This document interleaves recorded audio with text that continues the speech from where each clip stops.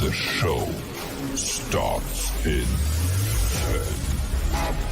9, 8, 7, 6, 5, 4, 3, 2, 1.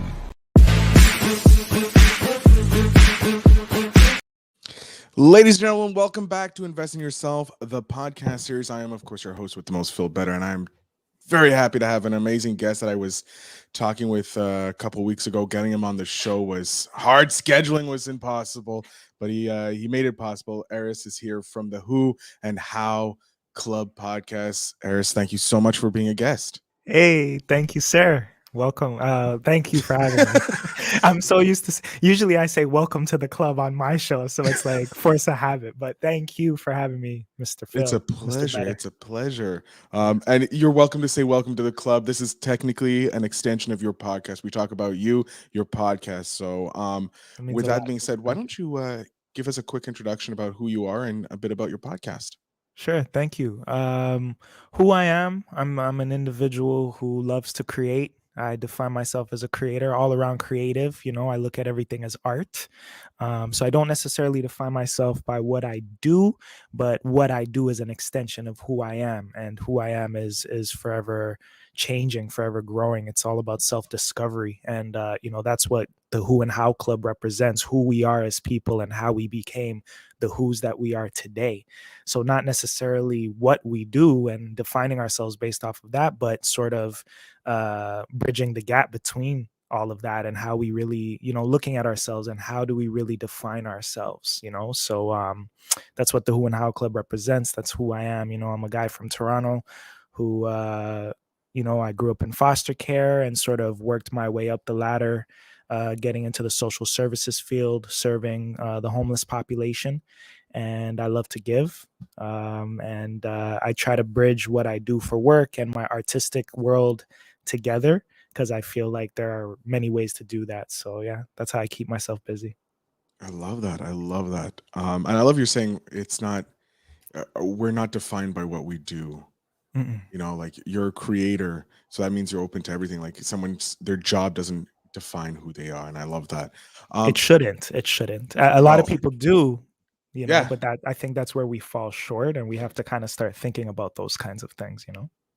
Oh, freaking already getting deep on the podcast, and we're only like 3 minutes in. We're getting like metaverse deep here. Like We're setting the deep tone into it. today, right? We're talking about everything. Love your energy. Yeah.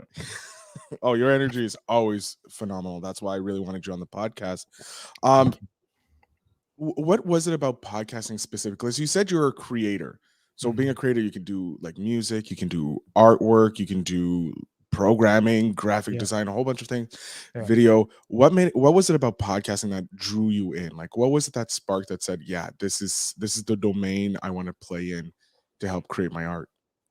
Thanks for asking that, Phil. You know, like a lot of people don't know this, but before I even wanted to start my own kind of platform, my initial goal was to create a platform for younger people to give them a voice. You know, I was working with youth and working in the non-for-profit sector, and I had this idea, and the organization that I worked for at the time, we were into the media arts. That's how we were connecting with the young people that we were working with. So, you know, teaching them poetry and photography, all that jazz. But I saw early where podcasting was going, and I wanted to get ahead of it. And I wanted to create a platform for the youth that I was working with and running programs for, a platform that will allow them to, you know, use their voices and find their voices. So I wanted to play the background. I had no plans in like being a host. I wanted to produce a show for them. It didn't pan out. And once that organization and I severed ties, I still had this idea in my head, like what I don't want it to go to waste, you know? And I'm the type of person, like, if you ask about me, like, I might tell you something today, Phil, and you might not see me for 6 months, but that thing I told you today, you'll see the fruit, like it come to life 6 months from now. And the reason why you haven't heard from me in 6 months is because I've been trying to get that idea out of my head into reality. So no matter how long it takes, I always try to bring my ideas to life, and I encourage people to do so. So I had that energy in my heart, and I'm like, I don't want to let this podcast idea go. Maybe I should be the guy at the forefront. I'm not working with the young folks anymore. I'm still in the social services field, but I need to get something out of my head. So the Who and How, before I even started the Who and How Club, I did some research, and I uh, I went to some seminars, and so I learned everything. I soaked everything up before I started, and then out came the Who and How Club out of that. So yeah. Oh, that's great. It's an awesome podcast.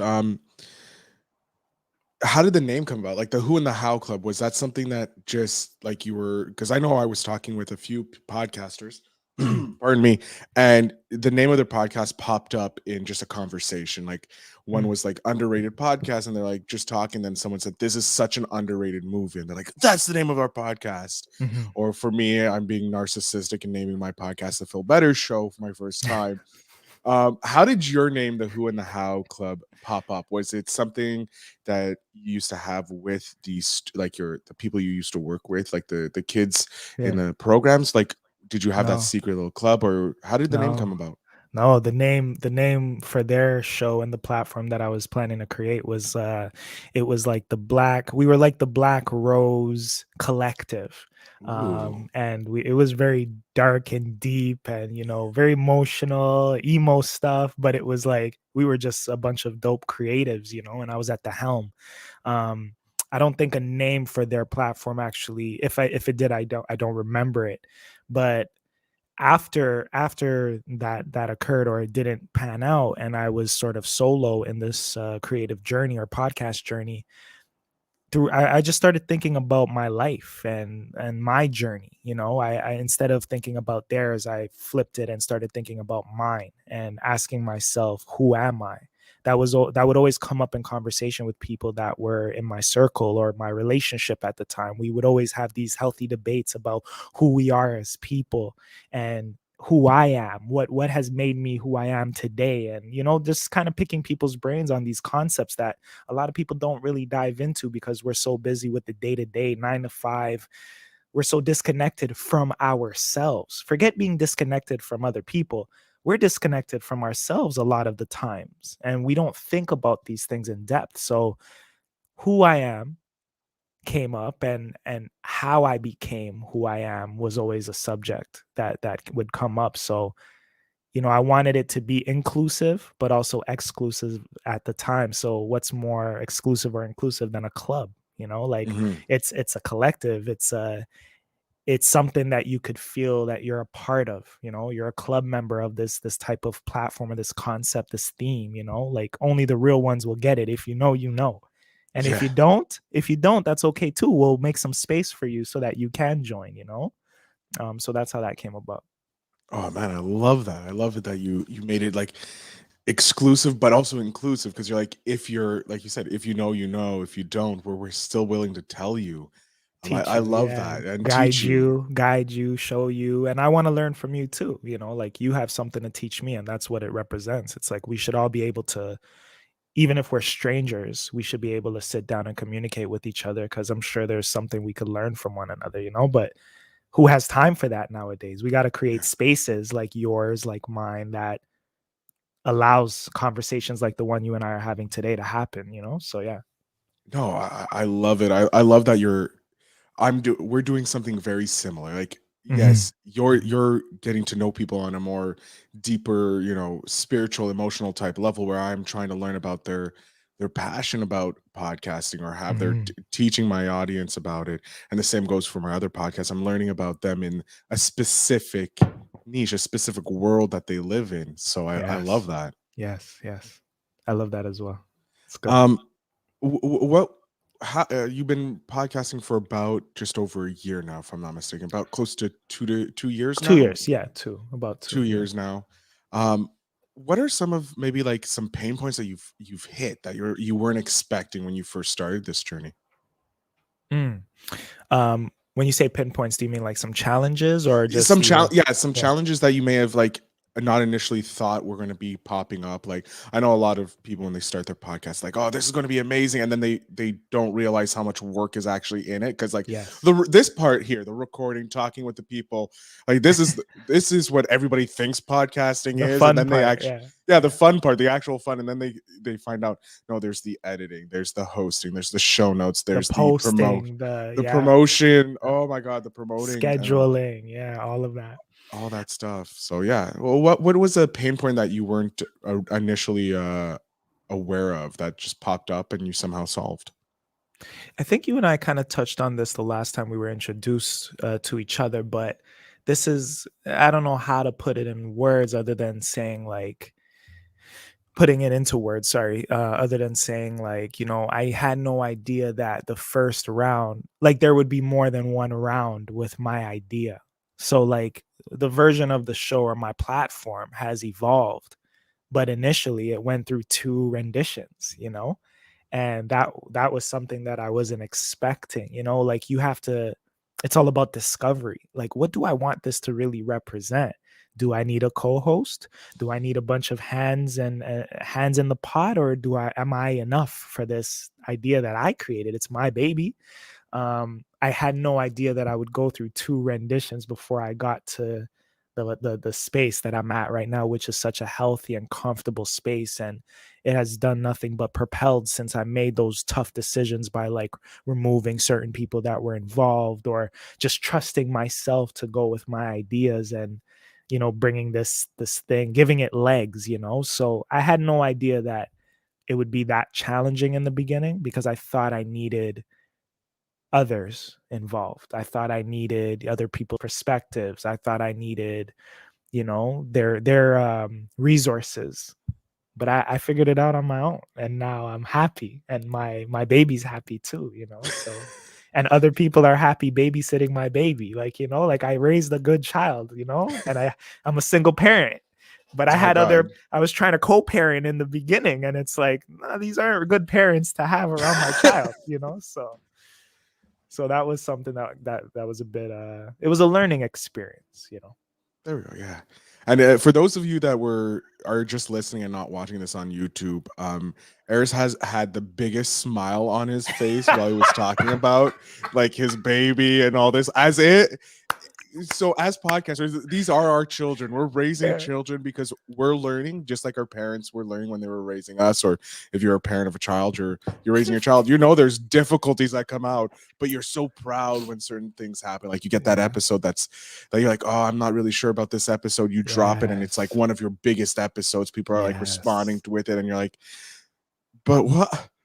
But okay. We're just going to accept it. We're just growing. We're growing. Yeah. We're growing with our child, Yeah. What are some of the things that you've seen? Because you've been in the space for 2 years. You came in after the big blow up of Joe Rogan, but with the pandemic and all that, you got some of that amazing boost, because the pandemic has helped a lot of people with podcasting start into this space. I'm so happy seeing so many podcasters. That's why I started this podcast, because I want to learn. There's like 2 to 3 million podcasters. If I can interview 1% of those podcasters and just learn about their show, I get a wealth of knowledge in my back end. Yes. What are some of the things that you've seen change in the industry, if we will, podcasting industry, the community, in the last 2 years? Deep question. That's really deep. And being an observer and a fellow creator, like that's why I knew you would be the perfect one for this question. We wear different hats, right? Especially for folks like us who, like I want to mirror the rap world, being a creator and a recording artist myself. Like for some people wake up in the morning, they roll over and they say, okay, I want to rap, because it's become like a job for them. But that doesn't mean that they were necessarily born with the passion or the craving or the natural talent to rap or to create in that form. But because it's become such like a monetize, like, oh, I could just roll over and say I'm gonna be a rapper today and probably not be here next year, but at least I put in 1 year and I got the job done and I made my money. Now I could go. I feel like podcasting has become that in a sense where, only the strong will survive. The ones who really care about this thing. Like a lot of people have started, but they're not consistent. They're not finishing. They're not aware of how much work it really takes. So I've seen a lot of shows start and then drop off a little bit, you know, and it kind of inspires me in a way because it helps me keep, like, it shows me that I want to just keep going. Like, I'm here to stay. I'm not going anywhere. I didn't create this because of I'm following a trend. I created this because it's about voices, it's about stories, it's about experiences, it's about bridging gaps, it's about connection, it's about energy, all of those layered concepts. You know, it's not just a podcast, you know, and that's why I've turned my show into an event series. You know, it's a blog, it's more than just a show. So not to sound pessimistic or to down put anyone down, but I have noticed a lot of shows be created and then, you know, a few months in, they're not even creating anymore. And in my head, I'm like, why did you do it? But I can't judge them because maybe they did it for a reason. Maybe they needed a platform for 4 months to share their stories or whatever, their perspective. And then they've moved on to other things. But I think I care about what we do so much that I want to see people start and finish, and let's build together, and let's see each other at that finish line. You know, let's build together. So those are some of the things that I've observed in the past, especially during the pandemic, during the pandemic. And to your point about people starting and failing, like having been in the industry like 6 some odd years now, studying it, helping people grow their shows and that, and I know there's the pod fade. Like, it's 10 episodes. If you can't get past those 10 episodes, you're doomed to fail, unfortunately. Because I don't think they come with a plan, because they see or they hear podcasts and then they just go on, how do I make a podcast? And so it's like, okay, you get the overview of how to make a podcast, how to record your podcast, but they don't understand that if you don't have systems in place, if you don't build it as a business, because this is a business, as much as it is a child, the podcast is the product, that's our child. It's behind that you have to build a business to put in place to support this product, this child that you're putting in place. You have to build your little village. Investing in yourself, in yourself, like the skill, the soft skills, like being able to properly interview, knowing the right questions to ask. I apologize. Right. I thought it was on vibrate. I'm sorry. It's all right. It's like over there, so I can't just get up and turn it on. We're just gonna roll with it. We're just going. We're getting some sound music from Apple. No, but you're right. You're right. Everything you're saying it's spot on, man. Yeah, because you need that business behind it, because it is you're building a radio show, you're building a TV show, so you need to have that production in back. You need to put the time and effort in the front end, so like getting the intros, getting the knowledge about that, so that's set up and putting in the place so that you limit that ability to fail. I find like if you don't have those systems in place, you're going to fail, because you're going to be running around with a chicken with your head cut off. Yeah, you don't know. There's no, and I hate to say this because I do believe that we're all creators, but some of us just don't know how to create. I believe that we're able to create, but we don't know. Some of us are disconnected from the how part of how to create, or like what might go into a creation. Like, you think you could just what is our type of creation? Because like for me, the longest time people were like, Phil, you have a voice for radio, you have a voice for radio. I always thought it was because I wasn't pretty enough for TV. But I later found out, no, I have a silky smooth voice that I personally despise, because I had to listen to it in my corporate life for so long. It was just like, no, I don't want to hear my voice. But they don't know, what is it? Are they a writer? Are they a speaker, like a podcaster? Are they an artist? There's so many different styles of being creative. They don't know how to be creative. They don't know what is their creative talent, their creative power. Like you're saying, like everybody's a creator. I believe everybody can create. It's just finding what is your passion of the creation process. Like, I love podcasting. I love interviewing and creating as many podcasts and talking, because that's something my passion is, talking with people. I love learning about people. That's why I have 2 podcasts where I interview people. But I also, on the flip side, I love helping people make money through their creative process, because I think the idea of a starving artist is stupid. I despise that, because if you put 16 hours of your life into doing a painting, Mhm. You should be rewarded being paid like a minimum $100 an hour for that painting because of the years it took to get to the point where someone wants to buy your artwork, like Yeah. this painting on the back, like I would have paid a lot more than what I actually paid for it because one, I wanted to help support the artist because I believe in their artwork. I believe in what they're doing. They're being their expressive self. Yes. So like I how did you find your passion? Like, I guess this is all coming back to passion. Like, how did you find the passion? Like that it was podcasting was the best way to share your passion of helping people discover who they are. Well, first off, I wanted to commend you because like you're an individual that I find that as hosts, creators, producers, etc. Like when you have another individual on the other end, on the other screen, whatever, you're looking at them and you're having a conversation. Um, it being organic is important, but also being curious. And I want to commend you for your curiosity. Like you ask really great questions. You're Thank you. inquisitive. You're not just asking for the sake of asking. You're really good at asking your questions because you're also involved in that. You're answering the question as well, and we're kind of picking each other's brains through that Mhm. question. So I just wanted to commend you on that because I think Thank you.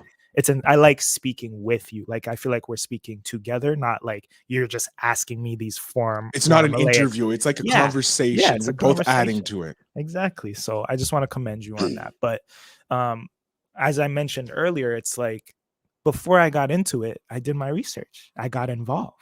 I met with, people who were running workshops and stuff from CBC and stuff like that. Like speaking with people who were involved and picking their brains on how this thing works and figuring out if this is something I'm ready to pursue, and I I just got so I was immersed, but it was like, wow, this is my next thing.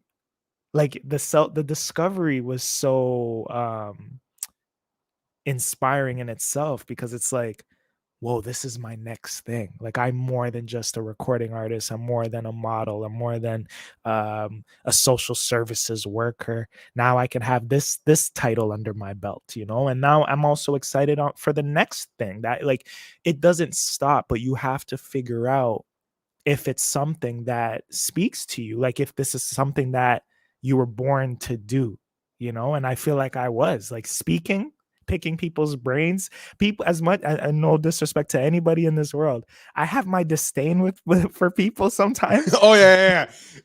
but people still intrigue me at the same time. So I'm still curious. I can't stand people sometimes, Yeah, us your as social people. it's your social battery. My friend, Exactly. so I Exactly. work at a pub just to because dealing with just living on the internet and doing this daily and not having human connections. I did it for a year. I was like, no, I need something. So I picked up some shifts at a pub Yeah. Yeah. and I work with my friends. Like it's a pub that like I was a client first before I became an employee there, and that's Yes. why they're like, we can trust him. He doesn't get too shit faced. Yes. Yes. Um, so, but I was talking with the bartender last night, and she's like, she loves her Monday mornings because she works Mondays. It's always dead, and she's I like, love a Monday. Yeah. it's like my social battery is like depleted after the weekend. So like it's already her social battery is already small as it is, like, Yes. and she Yes. works at a bar as a bartender. It's really weird, but she's Yes. like, if I don't have to converse with people, it's good. She had one person, she's like, I get maybe 20 minutes out of him, and then he's back to his reading. Then maybe a couple hours later, I get another 20 minutes. I'm happy. That's my social battery's good. But some people just their presence just drains it right away. She's like, they just drain it, and I don't know why. And I feel you. I'm the exact same way. Like having this, I'm like, oh great, this conversation, it's not too draining. Like I'm Yeah. enjoying the Yeah. conversation. Yeah. Yeah. And even when I don't enjoy the conversation with some podcasters, some guests, either it's because I'm pulling, like my questions have to be like, okay, I have to come up with like thousands of questions because it's more of an interview than the conversation we're having Yes. here. Yes. Yes. You Yeah. know. So yeah, my battery gets drained, but having a conversation with you like this, my battery's like, okay, it dropped like 1% because it was so fun. Like it's Yes. intriguing, like Yeah. because we are having that fun conversation and it's just evolving. So I understand the social battery dropping in Yes. that. Yes. It's so much like Well, it I just find goes. myself looking at people and asking, like, why would you make that decision? You know, like people kind of, they weird me out sometimes, but they intrigue me at the same time. You know, it's like we make the world go around, you know? So it's like we're necessary in this thing that we're in together, which is called life. But some of us is like, I don't know what's going on over there. Or like you can feel the energy. It's like, ugh, I can't be around this person right now, you know, like Oh draining, yeah. like negative, and the way they look at life. It's just like I'm grateful to be who I am and to have this perspective that I have, because I don't think I would survive if I was like this person. And you try to coach them and teach them and show them a different way, and you try to learn their way.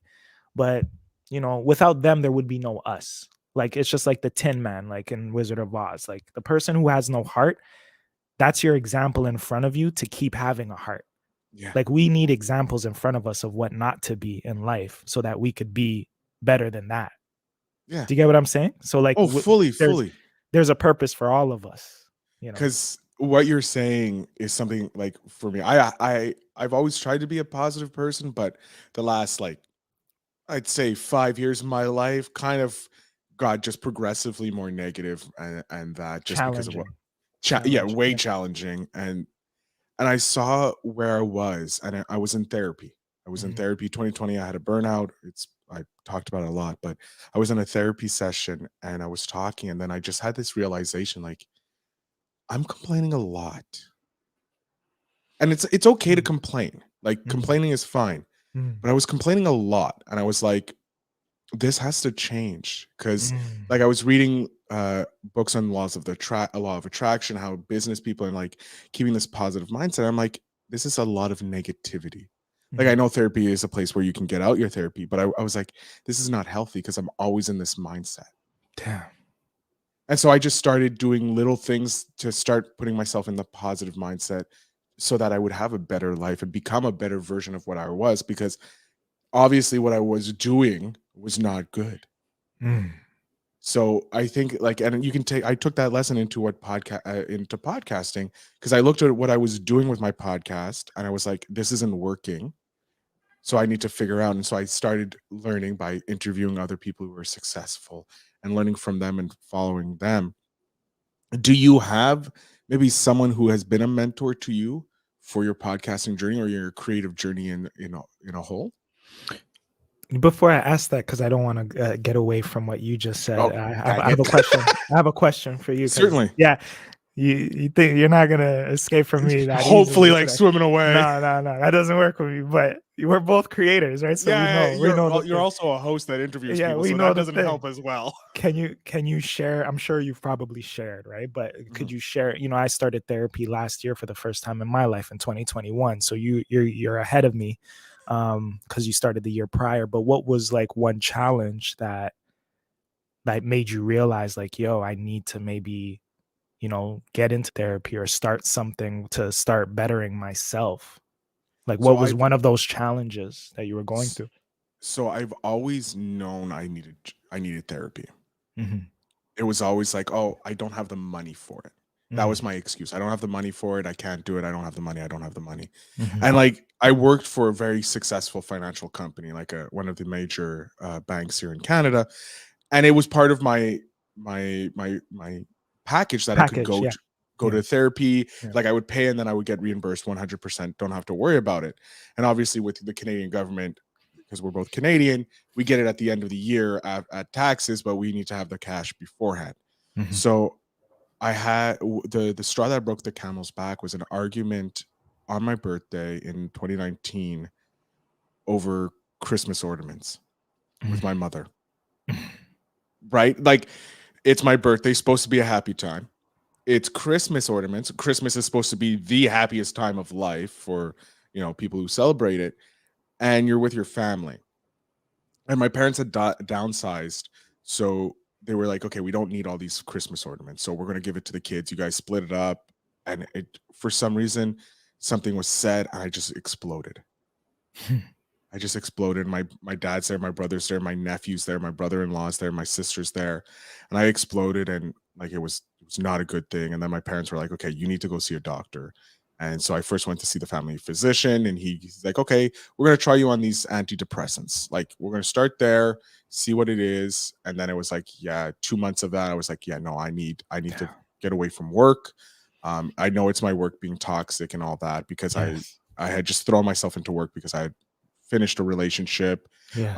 It ended. It was not good for me mentally. And then so I went on burnout, and luckily I was able to get, like, my first week of burnout, I was able to start going to therapy. Mm. And I was always scared going into therapy because it was like, oh no, there's like the idea that they're going to manipulate me and this and that. So the first couple sessions I was kind of reserved with the therapist, but I saw like genuine like she wanted to help and make sure. So it was like, okay, I need to flip the switch and go 100% into it. And since then it was like, it was been life changing. Like, she even said, like, after a year of it, she's like, you are one of the few people that I've seen transform, like, from where you were a year ago to where you are now. It's like night and day, and it's insane. Wow. Yeah. I'm excited for you to come on my show. Oh God. We're gonna dive deep into all of that, but I do appreciate you sharing that. And as you're speaking, like, I'm not gonna lie to you, I'm not trying to be corny, but I was kind of feeling it. Like, I was kind of, like, yeah, Thank you. some of the things you were saying, I could mirror it in my own life, and I know you were painting a vivid picture, and I was taking myself back to certain moments. Like, the past couple of years have just been. I'm glad it's 2022, because 2021 was okay, but 2020 and 2019, the worst years ever. Like, I feel you there. Like, yeah, they were some of the hardest. It's weird. 2019 was both my worst and best year, same. because I was able to go to Ireland. I was able to go to England. So I got to travel to places that I've always wanted to travel. But at the same time, I ended a 7-year relationship. I had a burnout, like the start of a burnout. Like, there was like a lot of negative to go against the positive, but like I'm focusing on the positive, because they brought me to where I am today. I've lost 80 pounds. So I went from 300 to 220, and I'm still on that journey to get down to like the 200s. Yes. Get that light, get a bit of healthier body. My Yes. mind is healthier. Like, I'm clearer thinking, more positive. Yeah. A negative thing happens, it's like, okay, yeah, that's cool, but like, let's look, where is it directing me? Like, this is coming in, so I'm not supposed to go down here. So where is it directing me? Like, where's the positive end of this? And look for that silver lining. In poetry, we snap when we hear deep things. When someone says something deep, we snap, because it like, instead of clapping, it doesn't take away from the energy, but it's still, commends the Supportive. person and Yeah. supports. And like, man, you're just saying a lot of the things that I'm going through or have gone through, and it's like, yeah, man, I feel you 100%. It's just we got to grow, especially as men. Like, a lot of people don't know what we really go through, and that's because we've suppressed a lot of the things that we've gone through in life. We haven't had the channels to really express ourselves, or to get those things off of our chests, our minds, whether it's trauma, like just certain experiences that have shaped us into the beings that we are today. It takes us a bit longer to find the right tools to become greater or better versions of ourselves, as men.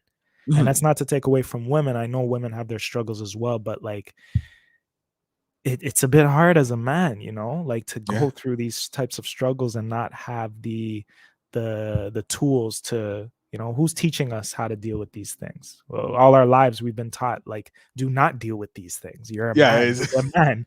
We've been You're a taught man. the You opposite. suck it up. You're not supposed to cry, and it's only acceptable to cry when it's Brush like, it off. Yeah. like, someone's died. That's like super. Like, your pet died. That's like, no one's gonna question if your pet dies. You can cry. Your parents die. You can cry. Yeah.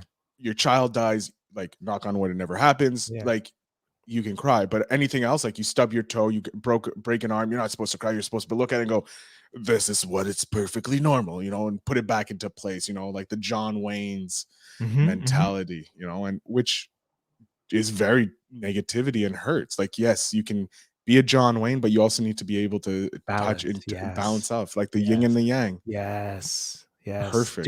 Do you feel free I in your do. life today? Yeah. It's funny because I was thinking about it yesterday while I was at the working at the pub, and I know this is fully off of podcasting, but this is what I love about it because it's a style of your after your podcast. I was thinking, I'm like, about 10 years ago, I had the opportunity to work full time at the pub Mhm. or go and continue down the corporate path. Mhm. And I chose the corporate path because I was like, that's the safe bet. That's what my parents have been telling me my whole life. I got the job security, the future, all that stuff. And it turned out like 10 years later, probably not the best choice. But now I'm getting that opportunity to relive that, but on my own terms. Like I have my business, it runs fine, but I get to work at this pub and be a full-time pub person and like connect with like my friends that work in the industry because I working in the bar and restaurant industry is a completely different industry than corporate. Like corporate, you're like working like the 8 hours you're there, you are working you have a task all the time. But in the restaurant and pub business, sometimes you can go 2 hours, there's no one there, there's nothing to do. Mhm. So it's like learning to be more free in that regard, like losing the corporate mentality and being okay. Like I don't have to work 8 hours straight. I can work an hour here, break here. So it's teaching me that I can live that freedom of I don't have to be constantly under pressure of doing work. I So love yeah, I that. do feel a lot more free because I'm just learning the years of negative training that I got put into. Life shouldn't be stuck behind a desk. We should be experiencing life. Like for me, experience it's chatting with as many people as I can. Like Yes. I told you before we jumped on, I have like six other. Like you're one of six interviews I'm doing today because I'm psychotic that way. Because I want to talk with so many people and learn. Because Yes. the more I talk with you, you're going to say something that's going to sit in my brain, and then I'm going to talk to someone else, and they're going to be like, "Oh, I was struggling with this." I'm like, you know what? I talked with Arys, and he's doing this podcast with social services and like building up people and learning about them. You would probably be a good fit, or you guys should talk. Maybe you guys can help out because he's gone through the same thing that you've gone through. So I Yes. have this ability that I can connect and help other people. It may not directly benefit me, but that's okay because I'm helping someone else on their journey. And if I help one person a day, I'm being a better person. Like Yes. it's not a huge lofty goal. I'm just making one person stay better, 1% happier if I Mm. can. And that's really all it is. It's helping people That's out. what life. That's what life's about, man. That's Yeah. what life's about. Yeah, I love that. Uh, all right. So since we went down my, mental journey because of the question that I asked that you were able to weave, I'm bringing it back. Yes. Uh, did you have a mentor in your podcasting journey to like maybe someone you may not have directly called your mentor, but they were like, this is the person I would check in with to see if I'm doing everything proper. Like you may not have that one-on-one connection, but their content was like, this is what the content I'm going to follow because I like the way they're doing it. Yeah. No one. I never had. Okay. So when we think about, um, like the inception of the Who and How Club, like I mentioned, I had some people involved, and the first group of people or set of people, they were in radio. So the show was kind of on the radio. Actually, we have a radio station over here, and the first few episodes was on the radio. It was on air and everything, but I couldn't deal with the limitations or the restrictions of radio. I Mm, wanted to do an hour show, an hour plus show, but with commercials and ads and everything, the show's like 30 minutes. We can't swear, et cetera, et cetera. So but those people who had that experience in radio, I looked to them for guidance at that point in time, but then I said, nah, the radio's not where the Who and How Club should live. But over time, I haven't had what one specific mentor within the field, but my idols are like the Bill Burrs of the world, the Charlemagne the Gods, I listened to Malcolm Gladwell's show, Deepak Chopra, Oprah's show. Like I was listening to their podcast, even Dr. Phil. mhm. I was listening to his podcast at the time.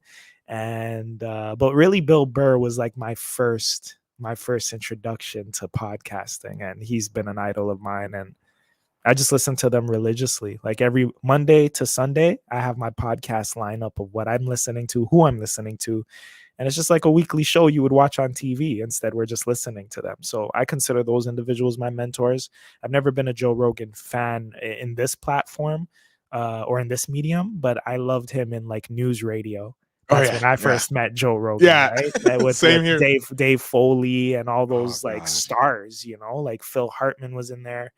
So that's the Joe Rogan that I liked, but I look up to him just as an individual, not as a podcaster. So yeah, there we go. Yeah. All right, so Arys, we're coming to the end. I'm going to jump off screen. I'm going to give you the last little bit. Tell us where we can find you, how we can connect with you, how we can support you, anything you want to share with the audience. The last little bit is yours to go. So self-promo away. Ladies and gentlemen, boys and girls, you've been listening to Arys Déjan, the host, creator, and producer of the Who and How Club, which is a podcast, blog, event series, and movement. If you want to keep in touch with me, if you heard anything that we spoke about today that kind of ignites a flame inside of you, something that you relate to or that triggered a memory, touch base with me at Who How Club on all social media platforms. The website's whohowclub.com as well. Or just touch base with me on a personal level at Only One Arys, ONLY, the number 1 ARYS on all social media platforms. So at Only One Arys and at Who How Club. You could stream the show on all streaming platforms. And you know the slogan, you are the Who and How Club. I am the Who and How Club. And we are the Who's and How's of this world. Without you, without me, there is no we. So while we're here together, why don't we just sit and pick each other's brains just like Phil and I did today? So yeah. That is a great ending. Like, I don't even want to, I was like, I'm just going to end the show right there because that's a great way to end. I love that little tag at the end. But yes, ladies and gentlemen, I want to thank Arys for coming on and having an amazing conversation about podcasting and life and where we've come and where we're going. And of course, if you want to connect with him or the show notes have all the links. He's the first set of links. So make sure you connect with the Who and How Club because it's an awesome podcast. And if you're interested in learning more about people, it's the best place to go. But I want to thank you all for being here. Arys, you've been an amazing guest. So thank you again for being here. And remember, ladies and gentlemen, to always invest in yourself.